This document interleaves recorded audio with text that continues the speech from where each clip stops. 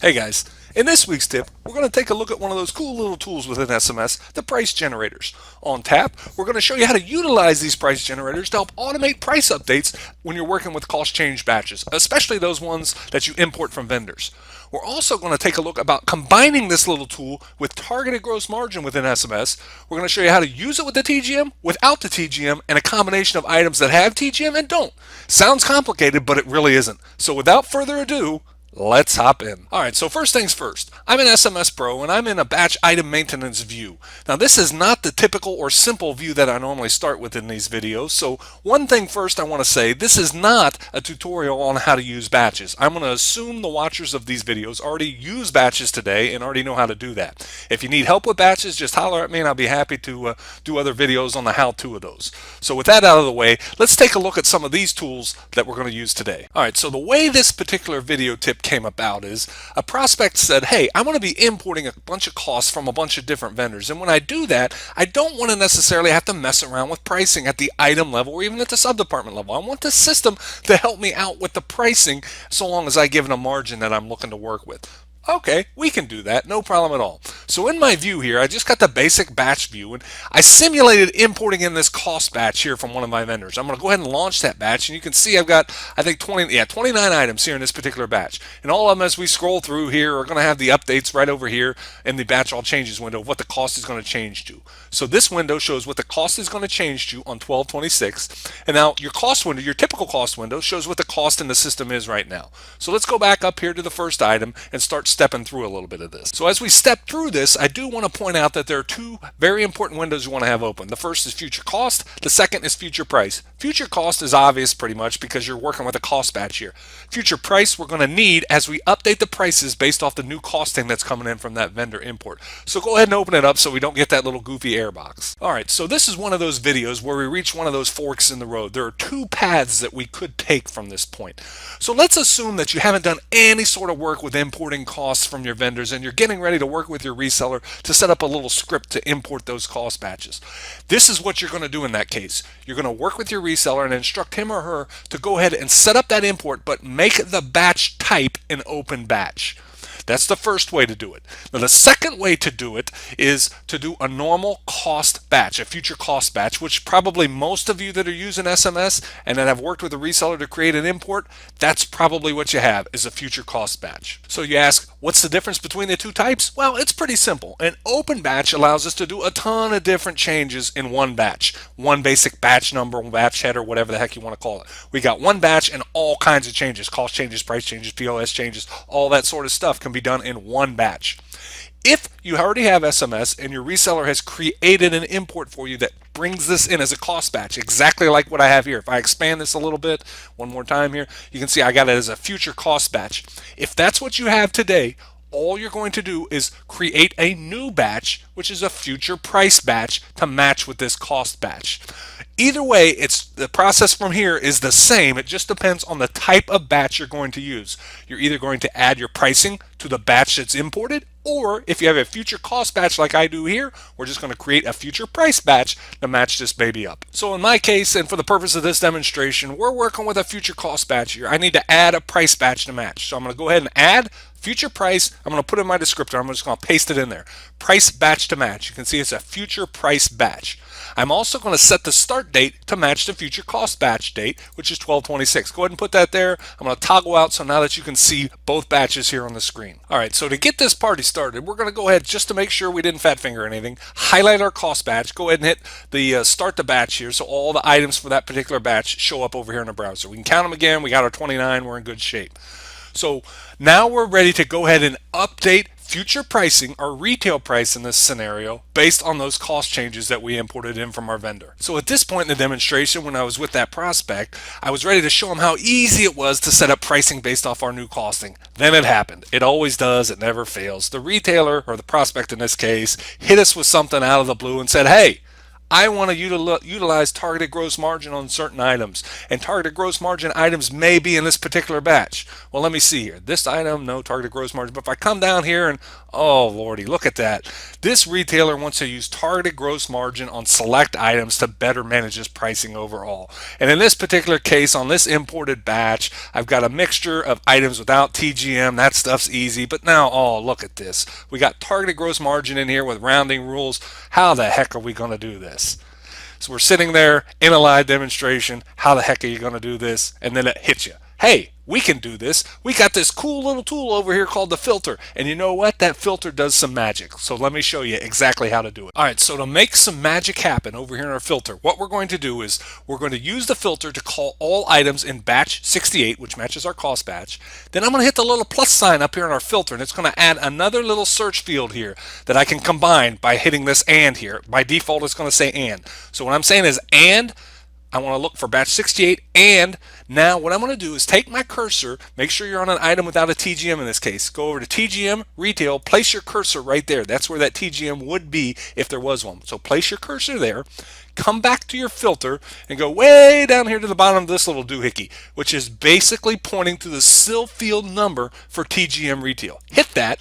Make sure it says SIL field for TGM retail equals, and type the word null. Now, null, for those of us here in the southern states, that means it's empty. So now what we're doing is we're looking at cost batch where the TGM field is empty. Go ahead and apply that filter, execute it. Well, nothing happened. Well, sure did. Come right over here to the browser, hit count, and we can see, remember we had 29?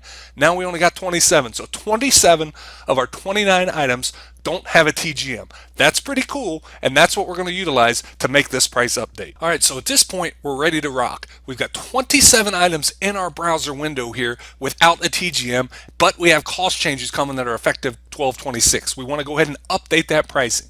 So here's one of those little steps where that fork earlier that we talked about kind of happens again. So if you have an open batch, you're okay. It's going to stay highlighted right here on cost batch. But if you did have to create a future price batch, make sure before we go to this next part, go ahead and highlight this new batch that we made. You highlight, see how it highlighted, highlight the price batch. Now, what we're going to do, come way over here to our future cost table. The future cost up here that's being imported in from the vendor is already here in our future cost table. It's because we imported it. So now what we want to do to make the price update is hit this little thing right up here that says copy all records, or copy this record to all items. We want to hit that. It looks like in here. Go ahead and hit that thing, and it's going to pop up this little window. And what it's going to say is you want to change all 27 items in the browser right up here. Yep, that's what we want to do. So go ahead and type yes. Now come right down here, and this is probably unchecked here out of the box. So come down to generate retail price. Go ahead and check it. Now, if you look at or read SMS user help, you're going to see a step in there that says, go ahead at this point and apply only changes but create a record if needed. I'm not going to do that. And the reason why I'm not going to do that is if I have multiple cost records from different vendors, it will create a new price change based on all the cost records for the item. In this case, we've got a batch from one particular vendor with the cost changes for just that vendor. I only want to change pricing for that particular vendor's cost record. So I'm not going to do create record, I'm just going to apply only changes.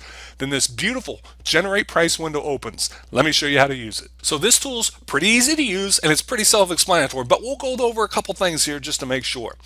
We're going to target in a multi-store. This could vary. If you're a multiple store, work with your reseller and they can help you on this.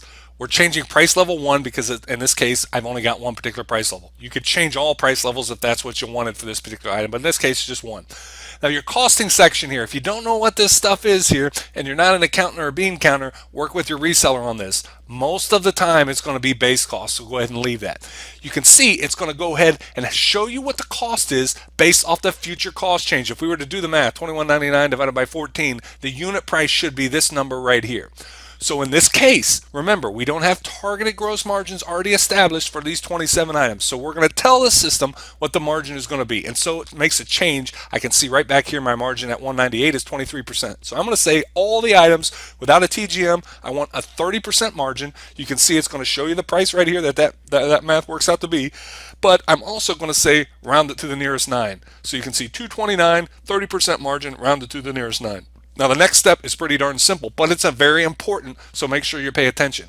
come right over here. Where are we sending this price to? We're sending it to future retail. So go ahead and hit that little radio button right there. We're good to go at this point. All we have to do it for all 27 items is come over here and hit global. When we hit global, it's going to go ahead and create the future price record 229 for each one of those items in the browser. That's pretty cool. Now what's going to happen on 12/26 when your store opens? The cost is going to update on 12/26 to $21.99 a case, 14 in that case. It's whatever it was, $1.57 or whatever each. It's also going to on 12/26 create a new retail price in this case of $229 for all of these 27 items. It won't be $229 for all 27 items. It's going to be based off of cost. So if I come down to this particular item, you can see the price changes based off its particular cost. That is pretty darn cool. So I do want to point out one thing here as you're going through these items, and you want to check to make sure that the price changes and all that good stuff. And you're going to see that the price change is based off of whatever that particular math works out to be. The one thing I want to point out is because we're on the price batch, don't be real concerned with the future cost table here at this particular point in the scenario, and it's not changing. The reason it's not changing is because we don't have one batch. Remember when we talked about open batch versus future price, future cost? If you got an open batch, you would see both updates here. But because we're working on the price batch only, the only thing that's going to change is our future price. So enough with that disclaimer. Let's go ahead and finish the other half of this equation of updating the pricing with those two items that had a TGM already in the system. Okay, so the last part of this is to go ahead and update the pricing for those two items that had TGM already established. We're going to come back to our batch header window. We're going to highlight the cost batch. We're going to go ahead and execute that cost batch, and I think we're going to bring in, yep, all 29 again. The reason we had to do that, remember, we have two different batches. Our price batch is just for retail price. Our cost batch has all the stuff, all 29 items that are coming in from that vendor import. Now what we're going to do to get to those items that only have TGM, or those two items that have TGM already established, we're going to come right back up here to our filter. We're going to go ahead and put our cursor over here on TGM retail, put it right there, come over to our filter, drop down way down here, hit that little thing that says basically if the SIL field number F49 for retail TGM is greater than or equal to 0, pull in those items. Execute that filter. I've got those two items, those last two. You can see if I highlight 25 TGM on that one, 20 on that one. So no smoke and mirrors there. All we're doing is bringing in the items where the TGM has already been established, and we're going to say it's greater than or equal to 0. So if this was 0, it would still pull that in, and maybe it's 0 because it's something you want to work on down the road. I don't know. But in this case, this is the process to do it. We've got two different methods, two different queries to bring in TGM, non-TGM. Now to change the price here, it's going to be very, very similar. What did we do last time? Well, we got to come over here to our batch header and make sure we're on the price batch. So just move that. Remember, highlights, highlights, highlights, highlights. Go come to that, price batch. Now come back to our future cost table. We're going to hit this little thing that looks like an ear. So all this is exactly the same. We're only affecting two items because that's all I got. I'm going to type the word yes. I'm going to make sure retail price is generated right there. Make sure that little radio button is ticked. Hit apply only changes. Now in this scenario, what you're going to have to do, I'll move this window over here. You can see our TGM for that item is 20. We're going to come down here, and the only reason it's doing this is because we did one after the other. So come right down here, hit reset. Okay, perfect. So what this 54.69 divided by 24 must be 227.88. We're going to base it off our base cost like before. We're going to send it to future retail price, and I'm going to hit global. And it's going to, what it's going to do is create those price changes based on these items. That is pretty darn cool. It's basing it off of this targeted gross margin right here and this new updated cost. We didn't have to input the margin before because it's already there with the TGM.